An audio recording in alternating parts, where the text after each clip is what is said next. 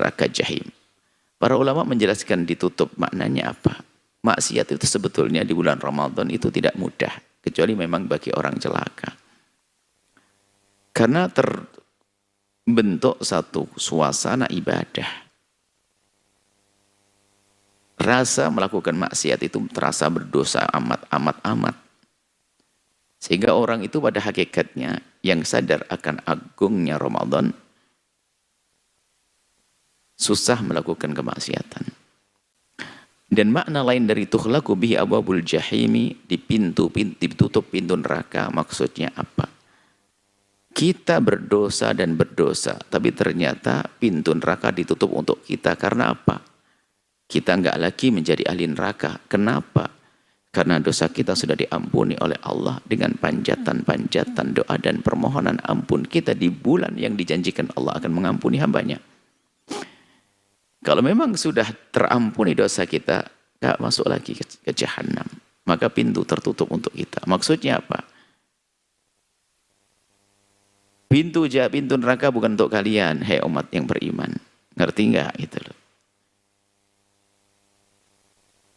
Ditutup. Maknanya. Karena apa? Kalian sudah diampuni. Maka bergegaslah untuk menjadi orang yang diampuni oleh Allah SWT. Tughallu fihi maradatu syayatin, dan dibelenggu setan-setan yang jahat. Dibelenggu. Ulama pun dalam menjelaskan belenggu syaitan di sini adalah belenggu secara hakiki. Kita fahami sebagaimana makna lafaz yang tersurat, yaitu belenggu ya dibelenggu. Ini pendapat yang pertama, dibelenggu dengan sesungguhnya. Dan setan tidak akan mengganggu lagi. Ada makna lain, belenggu ini adalah melihat keadaan umat dimudahkan oleh Allah untuk kebaikan, seolah-olah dia ingin mengganggu, nggak bisa, mengganggu nggak bisa. Jadi semacam terbelenggu, tapi dia tidak mampu berbuat apa-apa seperti makhluk yang dibelenggu.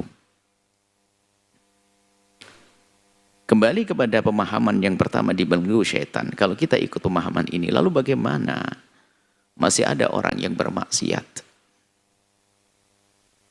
Yang harus kita pahami bahwa musuh kita bukan syaitan saja. Akan tapi ada yang lain, yaitu nafsu kallati baina jambaik. Hawa nafsu yang ada dalam diri kita.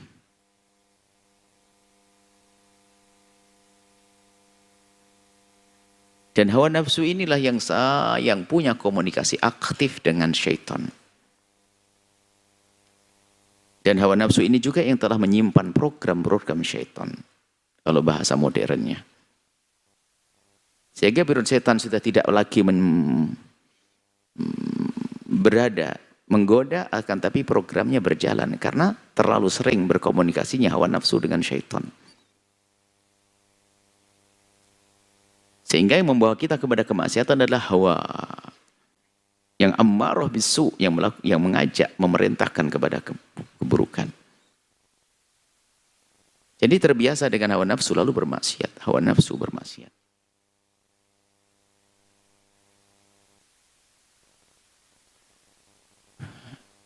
Kalau kembali kepada makna yang kedua, seperti yang kita saksikan di alam nyata ini, kemaksiatan sangat mudah untuk kita hindari, dan kebaikan sangat mudah untuk kita laksanakan. Dan kemaksiatan itu yang membawa adalah syaitan.